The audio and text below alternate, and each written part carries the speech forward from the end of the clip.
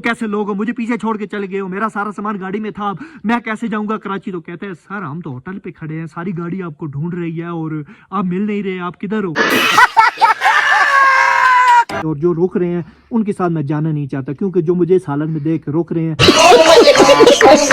अस्सलाम वालेकुम दोस्तों, बहन भाई और प्यारे प्यारी माँ, उम्मीद करते हैं आप सब खैर खैरियत से होंगे और अपनी जिंदगी में राजबाजी और खुश होंगे। और वीडियो का थंबनेल देख के आपने अंदाजा लगा लिया होगा कि आज हम जो स्टोरी सुनाने वाले हैं वो किस बारे में है। तो बगैर किसी टाइम को ज़ाया किए हुए हम अपनी स्टोरी को स्टार्ट करते हैं।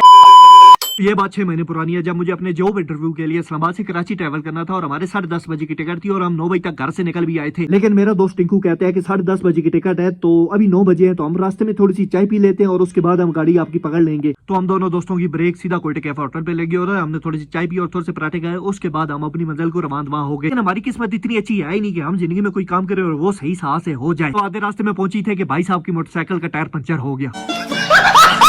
और अपने भाई की किस्मत चेक करो, दूर दूर तक कोई बंदा नजर नहीं आ रहा, कोई बंदा लिफ्ट देने वाला नहीं है। हम दोनों एक दूसरे का मुंह देख रहे हैं और कह रहे हैं कि यार चाय पीना जरूरी थी क्या।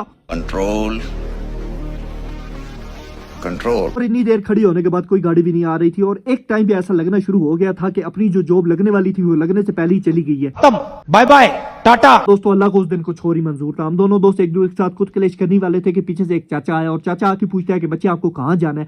मैंने कहा चाचा जी मेरा तो जॉब इंटरव्यू है, मुझे बस स्टेशन तक जाना है। तो चाचा कहता है मैं भी वहां जा रहा हूँ, चलो बैठ मैं तुमको ले जाता हूँ। उस टाइम की खुशी का मैं आपको नहीं बता सकता। उस टाइम मुझे क्या खुशी हो रही थी, इतनी खुशी मुझे लेटर आने की नहीं हुई थी जितनी खुशी मुझे लिफ्ट मिलने की हो रही थी। इतनी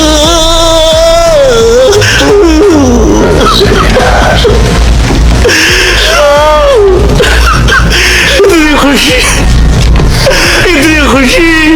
कहते हैं ना, जो जलालत आपकी किस्मत में लिखी हो वो आपको मिल के रहती है। हमारे ऐसे की जलालत अभी आगे हमारा इंतजार कर रही थी। चाची ने हमें लिफ्ट दी और बस स्टेशन तक ले गया और गाड़ी निकलने में अभी सिर्फ 5 या 10 मिनट रहते थे। तो मैं टाइम पे पहुंच गया और गाड़ी भी अपने टाइम पे 10:30 बजे चल पड़ी। तो 10:30 बजे अड्डे से गाड़ी निकली और तकरीबन 11:30 बजे तक मोटरवे पे पहुंच गई। और मोटरवे पे जैसी गाड़ी स्मूथ स्मूथ चलना शुरू हुई मुझे आने लगी हल्की हल्की नींद और तकरीबन 12:30 बजे तक मैं गया सो जा। 2 या 2:30 का टाइम है, गाड़ी बड़ी स्मूथ मोटरवे पे चल रही है और साथ साथ हमारी प्यारी सी नींद भी साथ साथ चल रही है कि इतने में ड्राइवर अंकल को पत्नी क्या सूझी, उसने एक होटल पे जाके गाड़ी रोक ली ताकि जिसको पेशाब पेशूब आया वो जाके कर ले। अब यहाँ से असल कहानी शुरू होती है। जो आपने सोचा भी नहीं होगा वो मेरे साथ होने वाला है। अबे जल्दी बोल, कल सुबह पनवेल निकलना है। देखो मुझे औरतों का तो नहीं पता, लेकिन अल्लाह ने ये बात मर्दों में जरूर डाली है। हम किसी को पेशाब करते हुए देखे तो हमें ऑटो पे पेशाब आ ही जाता है। मर्दों की तरह मैंने भी अपना यूनिवर्सल प्रॉमिस निभाया और मैं बस से उतर के सीधा वॉशरूम में चला गया। अब वॉशरूम में मुझे जो 5, 10, 15, 20 मिनट लगे वो मेरा अपना पर्सनल मसला है। वो सब मसला हल करने के बाद मैं जैसी वॉशरूम से निकला तो मैं देखता हूँ कि वो सामने बस जा रही है। बस को जाती हुई देख रही था कि मेरे हाथ पांव फूल गए, मुझे समझ नहीं आ रही क्या करना है। मैं बस के पीछे भागा, मैंने कहा रुक जाओ, लेकिन ड्राइवर इतना था वो नहीं रुका और वो चला ही गया। ये आप लोग खुद अंदाजा लगाओ कि रात के 2:30 बजे एक बंदा एक निकर और एक शर्ट में मोटरवे के दरमियान में दौड़ता हुआ कैसा लगता है। अब मैं दौड़ते दौड़ते ये सोच रहा हूँ कि इस मुल्क के लोग कितने बेहस हैं, किसी को इस हालत में दौड़ते हुए रोक नहीं रहे और जो रोक रहे हैं उनके साथ मैं जाना नहीं चाहता, क्योंकि जो मुझे इस हालत में देख रोक रहे हैं उनकी अटेंशन सही तो होंगी नहीं। दौड़ रहा हूँ, मुझे समझ नहीं आ रही मैं क्या करूँ और घर फोन करके बता नहीं सकता कि मेरे साथ ये माजरा हो गया। अगर मैंने ये घर फोन करके बता दिया तो उन्होंने मेरी माँ बहन वैसे ही ये कर देनी है। इतना दौड़ूं कि एक मकान पे मैं थक के बैठ गया। अब कुछ समझ नहीं आ रही कि हर बार मेरे साथ ही ऐसा क्यों होता है। जहाँ बुराई होती है वहाँ मैं खुद ब खुद कैसे पहुंच जाता हूँ। कितने में मैं देखता हूँ कि सामने 2 बाइक पे बंदे आ रहे हैं। वो मेरे पास आके रुकते हैं और पूछते हैं कि भाई आपको क्या मसला, आप इतने सैड क्यों बैठे हो। तो मैं उनको अपनी सारी स्टोरी बताता हूँ कि यार इस तरह मेरी बस छूट गई और मैं पीछे रह गया। तो वो कहते हैं कि भाई आपके पास बस वालों का नंबर नहीं है, उनसे फोन करके रब्ता कर ले। मैंने कहा यार ये बात तो मेरे दिमाग में ही नहीं आई। अबे साले जो माफ करना, मैं जो मैं इधर उधर निकल। मुझे थोड़ी उम्मीद नजर आना शुरू हो गई थी। मैंने कहा गाड़ी कहाँ तक ही पहुंची होगी, उसको जाके पीछे से पकड़ लेंगे। मैंने अपनी टिकट निकाली, उसमें से एजेंसी का नंबर देखा और एजेंसी के नंबर पे फोन किया और अपना मसला बताया, सर ये हो गया, मुझे गाड़ी छोड़ के चल गया। तो वो कहते हैं मैं आपको कैलेंडर का नंबर दे देता हूँ, आप कैलेंडर से बात कर लें और गाड़ी आगे कहीं होटल पे किसी पे स्टे कर लेगी और आप जाके वहां से पकड़ लेना। मैंने कहा ठीक है ओके। कैलेंडर का नंबर तो अपने पास आ गया था और मैंने कैलेंडर का नंबर डायल किया और जैसे ही उसने फोन उठाया तो मैंने कहा यार तुम कैसे लोग हो, मुझे पीछे छोड़ के चले गए हो, मेरा सारा सामान गाड़ी में था, मैं कैसे जाऊंगा कराची तो कहता है सर हम तो होटल पे खड़े हैं, सारी गाड़ी आपको ढूंढ रही है और आप मिल नहीं रहे, आप किधर हो?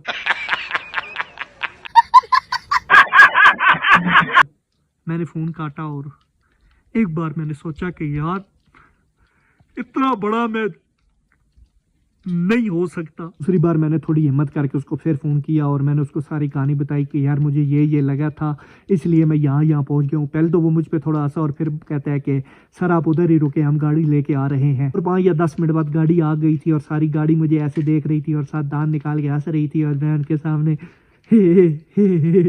लोग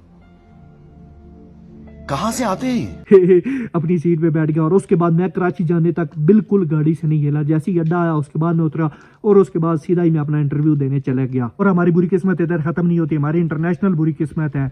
जैसे ही मैं इंटरव्यू वाली जगह पे पहुंचा और अपनी सीवी निकालने के लिए अपने बैग खोला और उसमें देखता हूँ कि उसमें सीवी है ही नहीं। सीवी हम दोनों दोस्तों ने जिधर चाय पी थी उधर ही छोड़ आया था मैं। लेकिन आप मानूंगी नहीं, लेकिन आपके भाई ने बड़ी कोशिश की है। लेकिन ना मेरे पास सीवी थी ना मेरे पास कॉल लेटर था। गार्ड अंकल ने मुझे बिल्डिंग के अंदर भी नहीं घुसने दिया। क्या बोला तूने? एक पहले क्या बोला? चल चलो। मैं ऐसी मुंह लेके वापस इस्लामाबाद पहुंच गया और मेरे अबू ने पूछा कि आपका इंटरव्यू कैसी हुआ, तो मैंने कहा बहुत अच्छा हुआ है, इंशाल्लाह लेटर आ जाएगा। अगर आपको ये वीडियो अच्छी लगे तो प्लीज लाइक कमेंट और सब्सक्राइब कर दे। कल मिलते हैं एक नई स्टोरी के साथ। अल्लाह हाफिज, बाय बाय।